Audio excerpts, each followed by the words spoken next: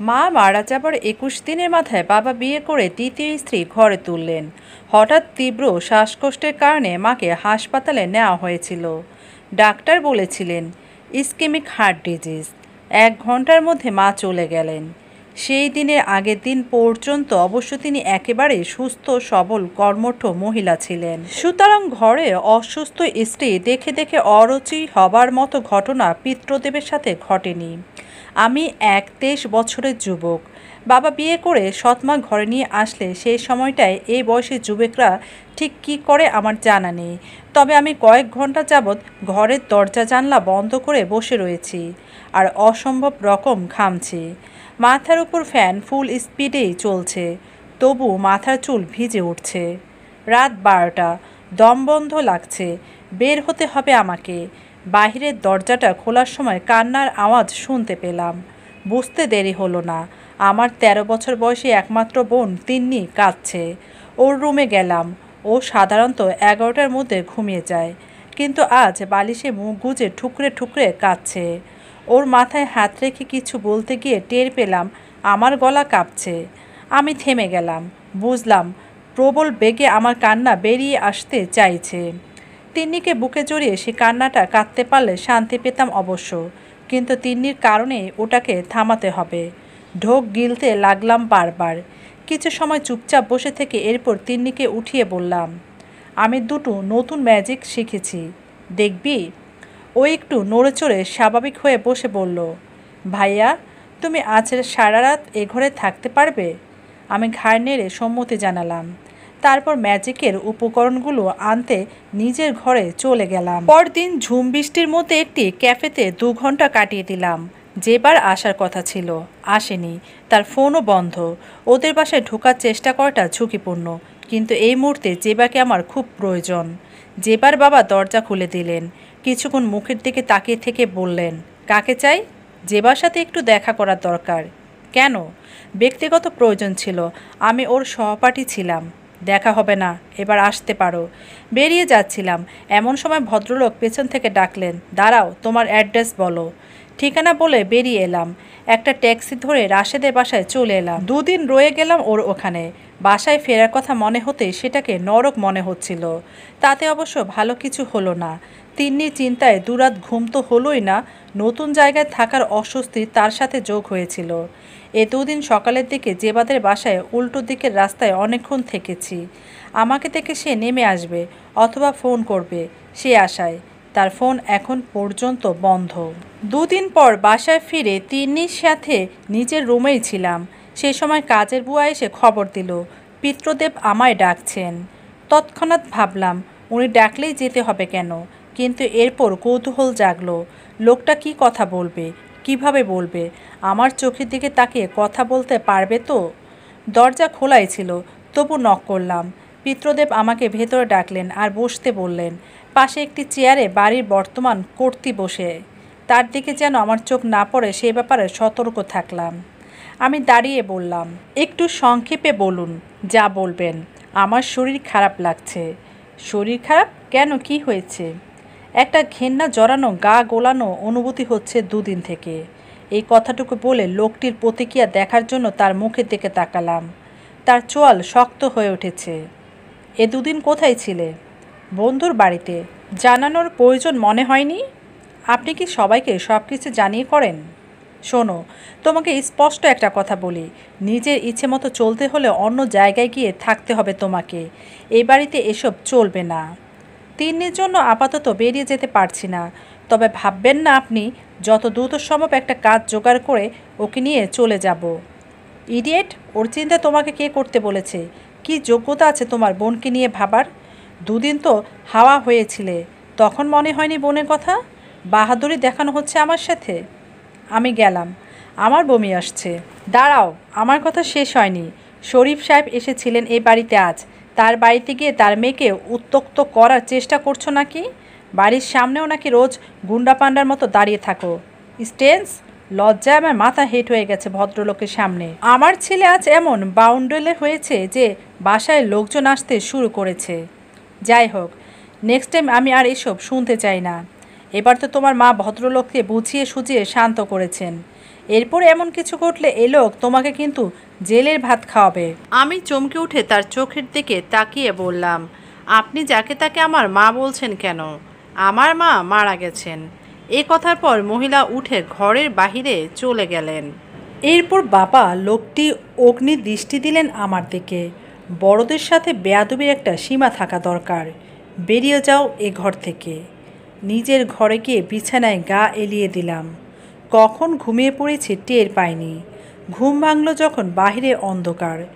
বের হয়ে দেখি সুনসান নীরবতা চারদিকে। তিন্নির ঘরে গেলাম। ও অসময়ে শুয়ে আছে দেখে অবাক হয়ে ডাক দিলাম। তাকিয়ে আস্তে আস্তে বলল, ভাইয়া, আমার খুব জ্বর এসেছে। ওর কপালে হাত দিয়ে দেখি জ্বরে গা পুড়ে যাচ্ছে। দিশেহারা হয়ে বললাম, বাড়ির আর সবাই কোথায়? তিন্নি অস্ফুট স্বরে জবাব দিল, জানি না। তিন্নির ঘর থেকে বের হয়ে কৌতূহল বশত একবার ও ঘরটির দিকে তাকালাম। দেখি এই ভর সন্ধ্যায় ওই নবদম্পতির দরজা বন্ধ। আমার আবার গাটা গুলিয়ে উঠল। নিজের ঘরে ফিরে গিয়ে রেডি হচ্ছিলাম ডাক্তার আনবো বলে। হঠাৎ আমার ঘরে ল্যাপটপের উপর একটা লাল রঙের দাওয়াত কার্ড ধরনের কিছু দেখে সেটা হাতে নিয়ে খুললাম। চোখ বিস্ফোরিত হলো আমার। কার্ডটি বিয়ের নিমন্ত্রণের। পাত্রীর নাম জেবা, বাবার নাম শরীফ খন্দকার। বসে পড়লাম বিছানায়। কিছুক্ষণ বসে রইলাম, তারপর বের হলাম।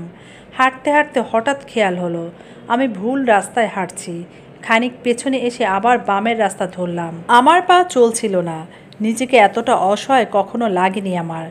মানুষের জীবন থেকে কোনো সুন্দর জিনিস অনাকাঙ্ক্ষিতভাবে হারিয়ে গেলে সেই মুহূর্তে সেই জিনিসটিকে আরও সুন্দর মনে হতে থাকে। বারবার বিড়বিড় করে বলতে লাগলাম, যেবার মতো চমৎকার মেয়ে এই পৃথিবীতে আর দ্বিতীয়টি নেই। রাত ভোরের দিকে তিন্নির জ্বরটা একদম কমে গেল। তখন একটু ঘুমের চেষ্টা করলাম আমি। চেষ্টা সফল হলো না। সকাল 8টার দিকে একটু ঘুম ভাব আসছিল। এমন সময় বাবার 2 নম্বর স্ত্রী আমার রুমের সামনে এসে আমাকে ডাকলো। অবাক হলাম। সে মাথা নিচু করে মৃদু স্বরে বলল, অয়ন, আমি চলে যাচ্ছি। তুমি 3 দিন থেকে বাড়িতে কিছুই খাওনি, এবার খেয়ে নিও প্লিজ। আমি তার কথায় কোনো উত্তর দিলাম না, প্রয়োজনও মনে করলাম না। সে চলে গেল। জানি পিতৃদেব আরও চওড়া হবেন আমার উপর, কিন্তু সেটা নিয়ে আমার কোনো মাথা ব্যথা হলো না। এই মুহূর্তে আমার মায়ের ছবি ছুঁয়ে দেখতে খুব ইচ্ছে হলো। ছবিতে মার হাতগুলোর উপর হাত রাখলাম। কেউ যেন বুকের পাঁজর দুমড়ে মুচড়ে ফেললো আমার। কয়েকদিন আগে এই হাত দুটো দিয়ে মা আমার কপালে গালে হাত বুলিয়ে আদর করে বলেছিল, আমার ছেলের মতো এত ভালো ছেলে কারো হয় না।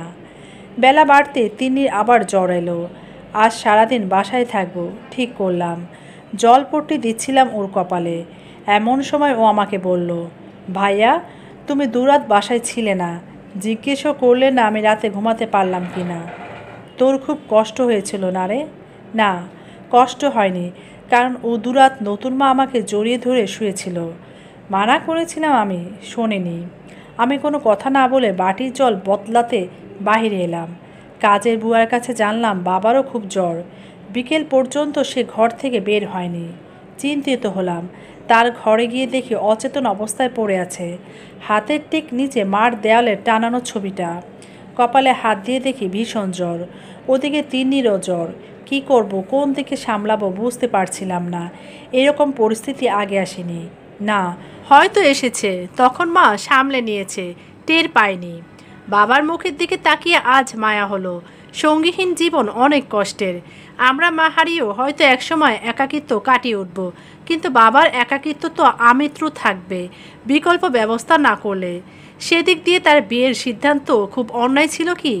কথা বলতেও তো একজন মানুষের দরকার হয়। আর এরকম অসুখ বিসুখে তার কখনো সেবা আমি করেছি বলে আমার মনে পড়ে না। আর ভবিষ্যতেও কি তাকে প্রয়োজনীয় পরিমাণে সেবাদান আমার বা তিন্নির পক্ষে সম্ভব হবে? এইসব ভাবনার মধ্যে কলিং বেলের শব্দ হলো। বিস্ময়ে আমার চোখ বেরিয়ে আসতে চাইছে। জেবা আমার সামনে দাঁড়িয়ে।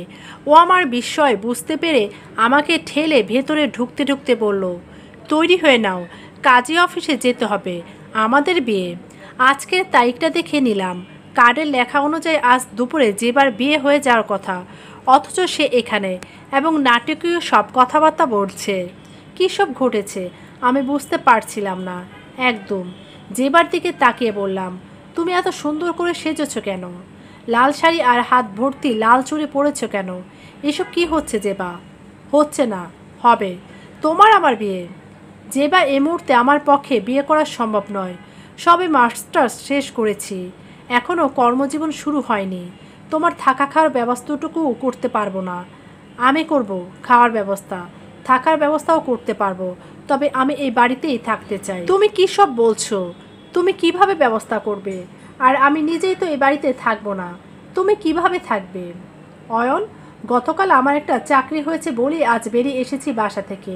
এই চাকরিটা না হলে তোমাকে বাদ দিয়ে আরেকজনের গলায় ধরে ঝুলে পড়তে হতো এতক্ষণে। আর শোনো, মা কোথায়? কার মা? তুমি জানো না আমার মা মারা গেছেন? জানি। আমি তোমার নতুন মায়ের কথা বলছি, যিনি আমাকে চাকরিটা পাইয়ে দিয়েছেন, যেন আমি আমার ইচ্ছের বিরুদ্ধে বিয়ে না করে তোমার কাছে চলে আসতে পারি। কোথায় উনি? চলে গেছেন। চলে গেছেন মানে? অয়ন, তুমি না বড্ড অবুঝ। যেতে দিলা কেন ওনাকে? তুমি কি জানো উনি অনেক বলে কয়ে তোমার বাবাকে বিয়েতে রাজি করিয়েছেন? দু সম্পর্কের আত্মীয়া উনি তোমার বাবার। স্টুডেন্ট লাইফে তোমার বাবার টাকায় উনি লেখাপড়া করেছেন। এই সময় তোমাদের সংসারে বেহাল অবস্থা দেখে সেই ঋণ শোধ করতে চলে এলেন।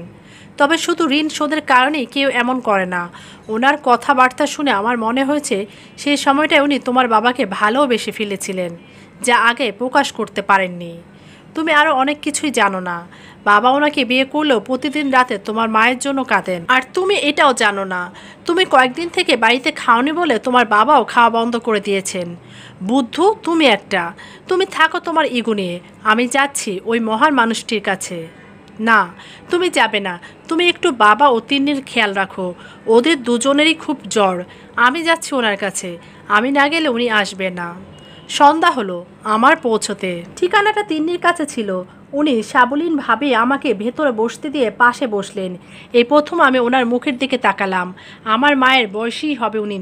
চেহারা একটা আভিজাত্য এবং এক ধরনের গিরতা রয়েছে। ধীর স্থিরভাবে উনি বললেন, কি খাবে বলো? তুমি তো স্ন্যাক্স আর কফি খুব পছন্দ করো। একটু বসো, আমি নিয়ে আসছি। আমি কিছু খাবো না, আমি আপনাকে নিতে এসেছি। আপনি একটু আমার পাশে বসুন। আচ্ছা বলো। আমি আমার মায়ের জায়গাটা কাউকে দিতে পারবো না, এটা ঠিক, কিন্তু আরেকজন মায়ের জন্য মনে আরেকটা জায়গা বানানো কঠিন নয়। কঠিন হতে দিব না আমি। আমি কি আপনার পা ছুঁয়ে একটু সালাম করতে পারি? না, পারো না। পা ছুঁতে নেই। আমি ওনার বারণ অমান্য করে ওনার পা ছুঁতে নিচু হলাম। উনি বাধা দিলেন না, মাথায় আলতো করে হাত বুলিয়ে দিলেন। অবিশ্বাস হলেও সত্যি, আমি অবিকল আমার মায়ের সেই স্পর্শ অনুভব করলাম।